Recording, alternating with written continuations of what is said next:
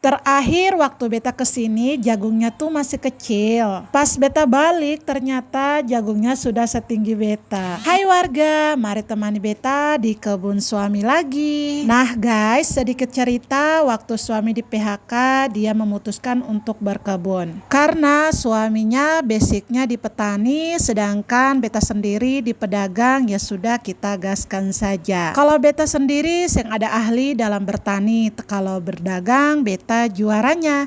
Jadi kalau suami menanam ya sudah beta tugasnya menjual. Alhamdulillah dengan kerja keras suami sudah membuktikan ke beta bahwa perjuangan menanamnya sampai sekarang sudah terlihat hasil. Ini salah satu buktinya buah jagungnya sudah besar dan sehat. Semoga tumbuh sehat sampai waktunya panen. Kalau kebun yang ini adalah punya bapak bongso atau mertua bongsoku. Kebun ini berdampingan sama punya suami. Kalau kebun ini fokusnya untuk menanam kacang tanah dan juga buah semangka serta tomat dan cili. Ini suami ada pinjam tangki semprot di bapak bongsonya dan beta mau nongkrong dulu di rumah kebun ini guys. Nah guys, kalau kebun di sini tuh enak karena yang perlu tenaga untuk sampai ke sini karena kendaraan yang kita bawa langsung sampai di depan kebun.